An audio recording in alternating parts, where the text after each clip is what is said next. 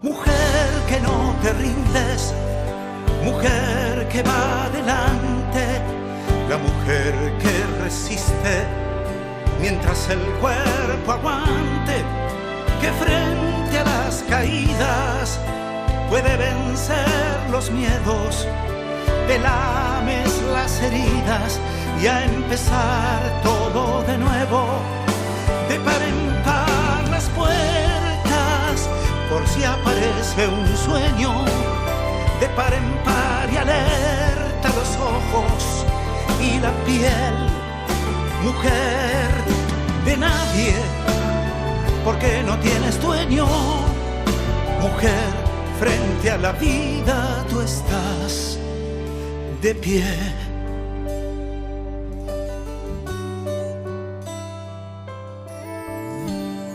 ¿Qué tal?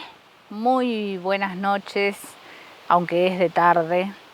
Como nos ven, aquí estamos en este espléndido parque de Aurelia Eventos con una de sus mascotas que está tan acostumbrada a ver gente que vino y se quedó y por supuesto me va a acompañar en el programa hasta que ella quiera.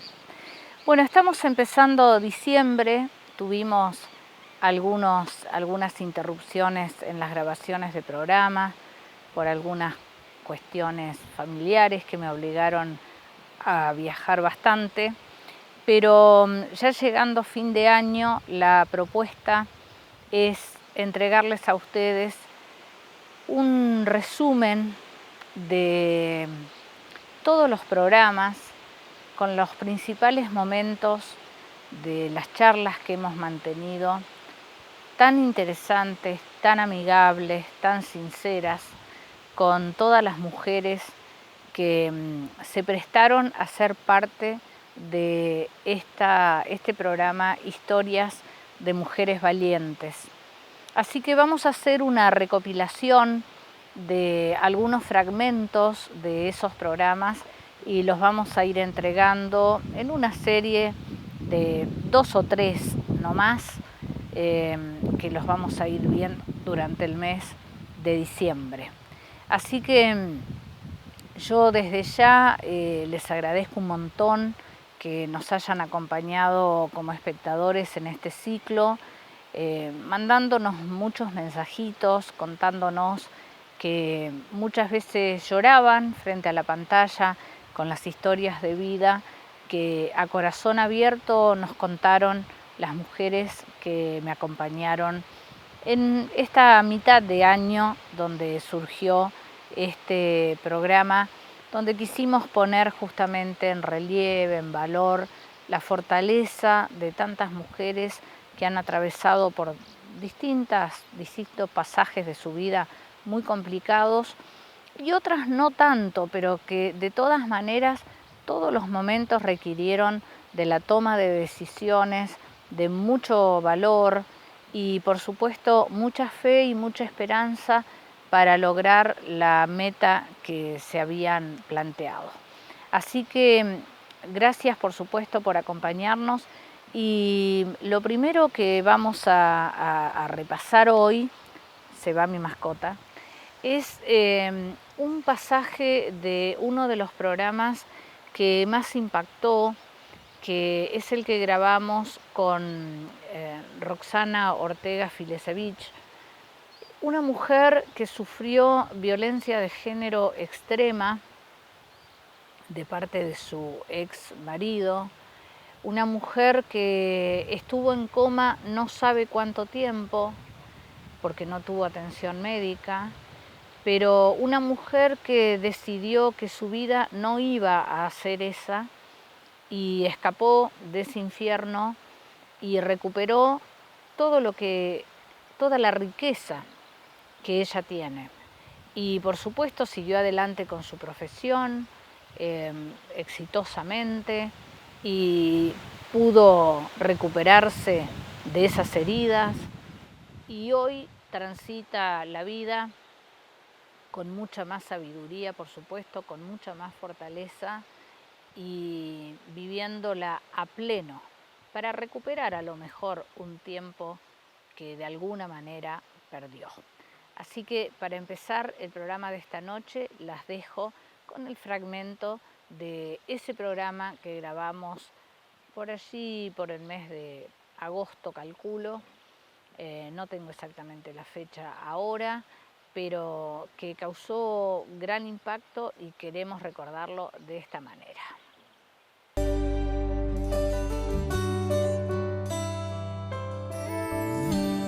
Pero sí sé que una noche, creo que volvimos de un cumpleaños, o quizá el cumpleaños está apartado, pero yo lo relaciono, volvimos de un cumpleaños y me golpeó tanto, me dejó desnuda, me arrancó mechones de pelo, me llenó de patadas en todo el cuerpo y finalizó en la cabeza. Tiempo más tarde me doy cuenta que había estado en un coma, adentro de una casa, porque un violento no acepta que es violento. Claro.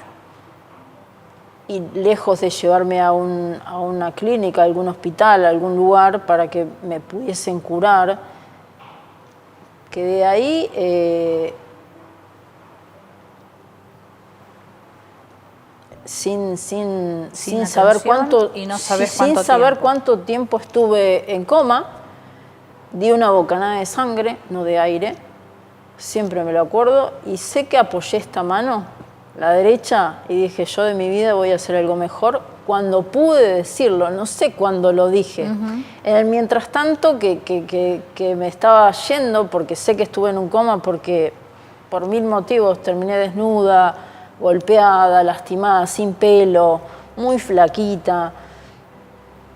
Pero sí registro que yo vi una luz muy clara, muy blanca, profunda, y yo siendo muy chiquitita, con mi abuela materna, mi abuela Sofía, que me estaba llevando íbamos caminando por esa luz blanca, íbamos caminando y yo iba con una muñequita haciendo así, yo era una petiza chiquitita, hasta que después dejé de ver la luz blanca y se ve que volví en sí, y no sé cuánto tiempo pasó, sé que estuve en coma, y tenía la boca llena de sangre porque me pegó por todas partes, me quitó piezas, molares, de todo. Me dio patadas en la cabeza, literales.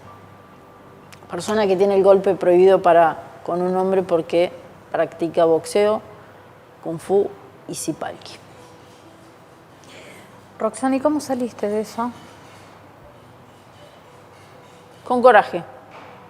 ¿Te pudiste ir de esa casa? ¿Pediste ayuda? ¿Qué pasó? No, nadie se tenía que enterar de mi dolor. Nadie. Nadie. Mis redes estaban llenas de alegría, mis redes estaban llenas de cosas lindas, de un camuflaje. En un momento yo iba al médico porque le iba a pedir la receta para mis pastillas para dormir. Las tomo desde que tengo 20, 21 años, porque tengo un trastorno de ansiedad, entre tantas cosas. Y ese día, cuando vi al médico, me preguntó, Roxana, ¿qué te pasa? Porque yo me inyecté en un llanto. Cuando me pude recuperar de esa golpiza, me vendé las vértebras de este lado. Me acuerdo que agarré algo que estaba de este lado y me las vendé sola, porque yo sé que él me acercó hasta la cama, pero creo que me arrastré porque podía arrastrarme. Y cuando me recuperé, un día me acerqué hasta la habitación donde estaba él, porque yo no quería estar cerca, lo sostuve lejos hasta que me recompuse, en la misma casa. Cuando me pude recomponer, le dije, voy al médico, ya vuelvo. Era un día que lloviznaba. Me dice, ¿no querés que te lleve? No, te agradezco, quiero respirar un poco de aire. Y era literal, quiero respirar un poco de aire. Abrí la puerta con esta y cerré con llave y no volví nunca más. Fui a buscar la receta. Me fui con un Montgomery color azul, una cartera que me había regalado mi mamá, de cuero cruzada, con el pelo recogido, sin nada, porque... ¿Manejabas dinero? No, nunca manejé dinero, siempre tuve los 30 pesos en aquel momento, que siempre fueron los mismos. De hecho, mi papá siempre me colaboraba en lo económico para que yo pudiese tener lo que por ahí tenía en casa o que tenía yo siempre. Ropa, comer rico, ellos saben cómo me manejo. Claro. Algún cafecito, a mí me encanta tomar el cafecito con la torta y bueno, para que pudiese tener mi dinero, ya que no me dejaba trabajar tampoco, daba unas eventuales clases y bueno, me fui con lo puesto. Y vamos a continuar este programa especial de historias de mujeres valientes, donde estamos recopilando fragmentos de todos los programas del ciclo. Vamos a repasar también los principales momentos del programa que grabamos vía Zoom, el único que grabamos vía Zoom, con Pamela Domínguez. Pamela es la mamá de Felipe, el nenito neuquino que necesitó un trasplante de corazón y que consiguió el órgano de otro nenito neuquino con el que habían compartido habitación, con el que habían generado un vínculo con sus papás, también neuquinos del interior de la provincia, y que llegado el momento donde los médicos les advirtieron que ya más nada se podía hacer por Lucas, su hijo, decidieron donar los órganos con una nueva técnica que va a permitir salvar muchas vidas. Una técnica distinta a la de ablación y trasplante que habitualmente conocemos y permitió que Felipe hoy esté sano y salvo, feliz con su familia y por supuesto con un lazo de por vida con la familia de su donante. Vamos a escuchar el ratito, el fragmento donde Pamela nos contaba cómo habían vivido ellos esos momentos.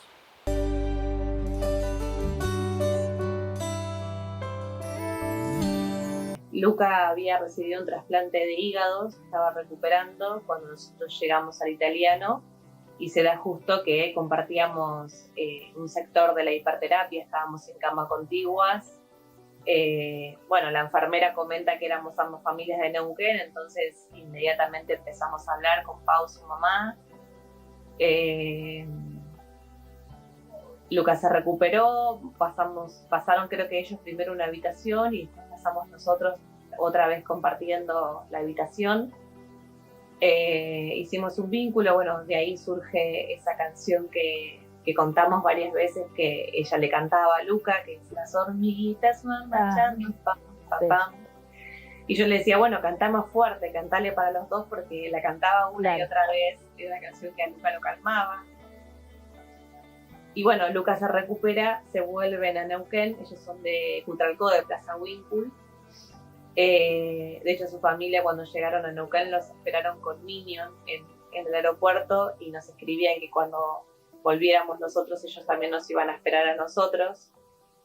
Y bueno, seguimos en contacto, siempre Pau escribía para saber cómo estaba Feli, bueno, hablábamos, no siempre, pero hablábamos a menudo, hasta que lamentablemente Luca ingresa allá a Neuquén, a la clínica otra vez, bueno, con lo que parecía un virus. Estuvo un buen tiempo internado en Neuquén, lo deciden trasladar al italiano de San Justo. Nosotros íbamos hablando también, ella quería el traslado para acá donde estaba su médico, y bueno, logra que lo trasladen, pero bueno, Luca no seguía sin mejorar. De hecho, el día que llega la ambulancia, yo justo estaba llegando y me encuentro con Pau en la puerta, y cuando llega la ambulancia, bueno, subo, ellos venían para la hiperterapia, nosotros estábamos afuera en las habitaciones. Y bueno, hablábamos todo el tiempo, cómo está Luca, nos encontrábamos siempre en la sala de padres para charlar, para hablar, bueno, de cómo iba Lu, mientras íbamos hablándonos por mensaje. Y bueno, ella me cuenta que ellos habían dicho que ya no había más nada para hacer por Luca. O sea, nosotros nos enteramos de todo por ellos. Claro. Porque bueno, ellos me cuentan que ya no habíamos nada para hacer, que habían hablado, querían donar los órganos, que no se sabía si se podía, porque hasta la fecha la única donación que se hacía en el país, bueno, además de la donación en vida de ciertos órganos, era la donación por muerte cerebral. Claro. Que Luca no la tenía. Luca estaba conectado a ECMO, que esa máquina cumplía la función de los pulmones, pero no es una máquina que trata, no es un tratamiento. Lo sostiene hasta que los pulmones se recuperan o no, y en mi caso de Luca no se habían recuperado. Bueno, me cuenta esto, me cuenta que los médicos le habían dicho que se iban a poner en contacto con el INCUCAI para ver si se podía hacer algo. En ese momento Feli estaba primero en lista, siempre antes que nosotros había estado Caterina, que llevaba mucho más tiempo que nosotros en espera, pero lamentablemente el corazón no servía para Caterina por, bueno, un montón de cuestiones que tienen que ver con la talla, con, bueno, presiones pulmonares que necesitaba ella y demás. Y bueno, y tampoco estaba ella en condiciones, así que el primer órgano que apareciera era para Felipe, siempre que fuera compatible. Claro. Y bueno, charlas entre mamás, sabíamos que tenían el mismo talle, que la misma sangre. Y bueno, hasta que llega el INCUCAI, charla con ellos y bueno, les dicen que se iba a intentar por primera vez en Argentina y Latinoamérica la donación en asistolia controlada, que es la donación con parada cardíaca. Bueno, me lo cuenta su mamá, obviamente. Yo sabía que estaba la posibilidad de vivir de mi hijo, pero ella se estaba despidiendo del suyo. Y era como, bueno, pero pará, todavía hay esperanza. Claro. Luca todavía está. Claro. Y bueno, ella ya lo sabía. ¿Viste? Una mamá sabe, ella sabía que no había ya más nada para hacer. No había más nada para hacer. Ellos necesitaban que todo valiera la pena, que el sufrimiento de Luca valiera la pena, y necesitaban que viviera en alguien, que su vida continuara, que continuara latiendo. Como dijo Nico, su papá, lo más fuerte que tenía Luca era su corazón, y así es, nosotros lo comprobamos a diario. Y bueno, esa misma noche vino nuestra doctora Sol y nos dijo que estábamos en operativo. Es lo que te dicen cuando hay un órgano disponible, y después hay un montón de momentos donde ese operativo se puede caer. Así que teníamos esa felicidad, pero a la vez incertidumbre, miedo, tristeza, y creo que todos los que lo conocíamos a Luca y los que le conocían a Feli, estábamos con esa mezcla de, bueno, llegó para Feli, pero se va Luca. Claro. Y hay que sostener también a esa familia que está despidiéndolo. Así que nada, fue una noche muy dura, nos avisaron a eso de las 10 de la noche y todo comenzó a eso de las 7 de la mañana. Claro. Fue un día muy duro, más la noche. Sí, fueron... La verdad que es súper emotivo. Bueno, yo, viste, soy llorona, te escucho, se me caen las lágrimas porque hay que estar en ese momento, ¿no? Por algo el INCUCAI siempre dice mejor no saber quién es tu donante, ¿no? Porque, bueno, pero la verdad que así como hoy estoy hablando con vos en esta historia de mujer valiente, sin tenerla y sin conocerla, la quiero incorporar a Pau, porque qué ejemplo. No, Pau es todo. Yo le prometí que iba a seguir luchando por la donación de órganos pediátricos y que Luca iba a ser mi bandera. Ellos son hoy lo que a mí me hace hacer todo lo que hago. Mi hijo ya se trasplantó y yo sigo luchando y sigo buscando maneras de seguir concientizando y sigo sobre todo compartiendo esta historia, porque lo que ellos hicieron marcó un antes y un después en toda la República Argentina y Latinoamérica. Hoy ya se comenzó siguió haciendo este procedimiento de la donación de asistolia en chicos y en adultos, ya se realizó. Entonces marcó un precedente increíble nosotros simplemente estábamos en el momento y el lugar correcto con las personas correctas.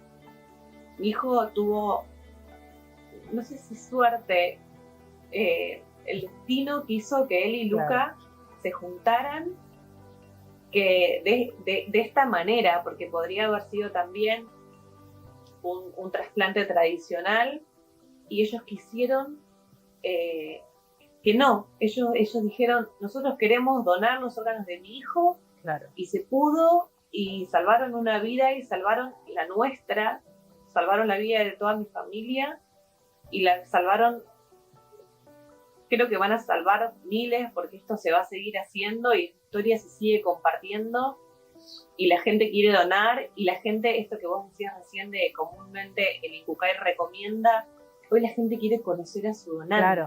Bueno, por supuesto, siempre nos emocionamos cuando revivimos estos pasajes de estas historias tan profundas que dejan tanta enseñanza y que además sirven para generar conciencia. Nunca nos olvidemos que donar órganos es dar vida.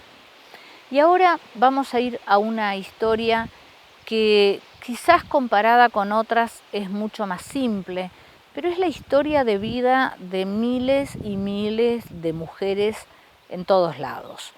Es la historia de una mujer que es emprendedora y que tuvo que pasar por distintos momentos también laborales, siendo empleada, siempre en el rubro gastronómico que tanto le gusta.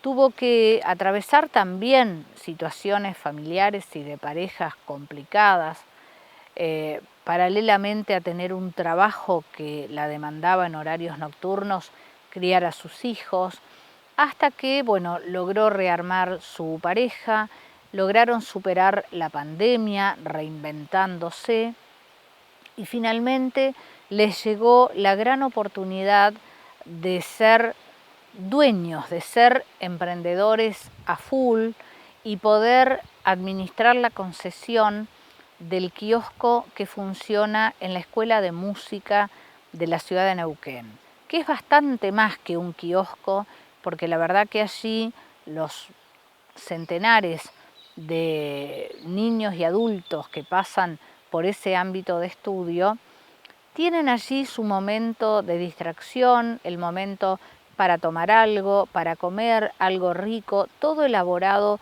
de manera casero y artesanal por Ailín. Así que fue un gran placer charlar con ella, porque es una de las tantas mujeres comunes, mujeres como todas nosotras, que quisimos que compartieran nuestro ciclo.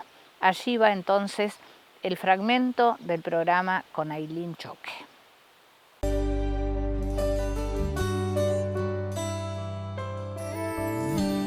Bueno, llegamos, Ailín, al punto en que ganan la licitación para tener el kiosco de la Escuela de Música de Neuquén. Ahí empieza otra etapa de tu vida, ¿no? Tal cual, una etapa nueva, una etapa de emprendedora. Claro. Nueva para mí, pero a su vez... Ahí ya eras la dueña. Sí. Y de todos modos... empezamos los dos, junto con Cristian, porque decidimos ambos en ese momento dejar la gastronomía para poder, en principio, hacer este cambio que ambos queríamos. Claro. Que Cristian es unos años más grande que yo y bueno, también era como el dedicarse momento a la plenamente familia, a eso. familia, algo que necesitábamos y que nuestros hijos necesitaban. Así que nos emprendimos los dos, empezamos juntos. En ese momento, bueno, Cris también sale del trabajo con un arreglo económico y bueno, con eso, que no era mucho en ese momento, nos sirvió para emprendernos en esto. Que empezamos, la verdad, yo digo, siempre cuento con caramelos, chupetines, claro, unos el cafés. kiosquito básico. Exactamente, sí, con lo justo. Con lo justo, pero lo necesario. Y la verdad que le pusimos tanto amor a ese pequeño lugar, porque era sobre Diagonal Alvear, en ese momento la parte de la escuela vieja. Parte vieja. Que en esa pequeña esquina, que era una separación de Durlock, porque no teníamos bacha, íbamos a lavar a la cocina de los auxiliares, hicimos maravillas. la verdad es que sacábamos viandas, café, que no hacíamos. Felices nosotros porque era algo que lo sabíamos hacer, que claro. Cuando uno sabe que en algo es bueno, ¿no? Claro, te da otra seguridad. Y que podíamos volcarlo ahí y también beneficiar a otros. Era tan grato, tan lindo esto de estar con estudiantes, con el diálogo que era diferente al que nosotros veníamos acostumbrados. Claro. ¿no? Acá podés llegar a conocer a tu cliente, ¿no? Y hasta mantener cierta relación. No es lo mismo que atender en una mesa a alguien que pasa por un lugar una vez un turista, a comer algo, a tomar algo y se va y nunca más lo ves, ¿no? Acá todos los días. Eso también te obliga a ofrecer otro tipo de servicio, porque todos los días te veían, claro. ¿no? No podías fallar. No, sí, todo un desafío, realmente un desafío por el espacio que en ese momento teníamos y bueno, para nosotros obviamente el estar del otro lado te cambia la cabeza, por así decirlo, y también la obligación, la responsabilidad, que cuando uno es empleado, por así decirlo, bueno, quizás la responsabilidad vos te vas. Es limitada, y te claro. olvidaste, ¿viste? Te olvidás de las compras, te olvidás de los pagos de los proveedores, de los impuestos, de un montón de cosas que le corresponde al dueño. Claro. ¿no? Y acá tenías que abarcar todo. Exacto. Así que bueno, era realmente fue un desafío para nosotros, fue un desafío grande, pero para nuestra suerte, para nuestra bendición, al medio año se entrega la tan otra esperada, el otro espacio de la escuela. Así que medio año estuvimos ahí, también obviamente estábamos a prueba, por así decirlo, claro. El contrato era por ese lapso, bueno, con posibilidad de seguir en el nuevo espacio. Así que fue muy poquito lo que estuvimos, pero yo lo recuerdo con mucha alegría siempre. Fue el puntapié. Claro. Sí, lo habíamos pintado, le habíamos puesto mesitas, banquetitas y se nos llenaba. Claro. Se nos llenaba. Me arrepiento de no haber sacado más fotos, me quedaron algunas por ahí. Viste que antes era más complicado tener fotos, ahora con el celu te llenás de fotografías, ¿no? Sí. Antes la costumbre no era como ahora, por ahí si no tenías una cámara perdías el momento. Ahí no quiero dejar de decir algo. Cuando en algún momento recaigo donde estábamos, nos situamos ahí en plena avenida, en esquinas importantísimas, o sea, uno mira y está el monumento, está la iglesia, está la avenida. Además tenés todo vidriado. Cuando era joven yo y venía a trabajar acá en Neuquén y siempre pasaba por la avenida, hay un barcito que se llamaba Jimmy. Sí, claro. Bueno, y era pequeño, famoso, me acuerdo, a mí me encantaba la avenida de Las Cuadras. Y yo decía, cuando sea grande quiero tener un barcito así. Estaba en mi corazón realmente un deseo de... Y cuando nos encontramos ahí me acordé de eso. Digo, mirá cómo realmente los deseos del corazón se cumplen, seguro, ¿no? Claro que sí. Qué lindo porque no sé en qué momento pasó, pero pasó. Y cuando estuvimos ahí y estábamos en esa esquina, decía, wow, viste, como que aún más quizás de lo que yo de lo que había soñado, ¿no? Claro. Un lugar privilegiado, la verdad, porque yo lo siento así hoy, que realmente es un lugar privilegiado en el que estamos, una oportunidad de muchas, el que la escuela nos brinde este espacio para poder crecer, para poder trabajar, para hoy poderle dar trabajos a otras mujeres, porque somos 4 trabajando. Mira, eso nos vas a contar también. Súper lindo.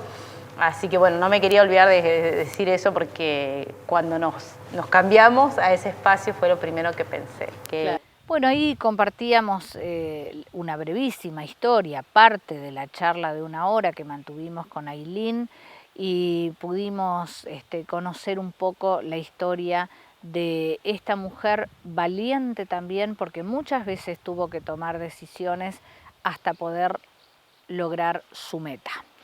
Vamos a hacer aquí una pequeñísima pausa y enseguida volvemos con más historias de mujeres valientes. Mujer que no te rindes, mujer que va adelante, la mujer que resiste mientras el cuerpo aguante, que frente a las caídas puede vencer los miedos, te lames las heridas y a empezar todo de nuevo, de par en par las puertas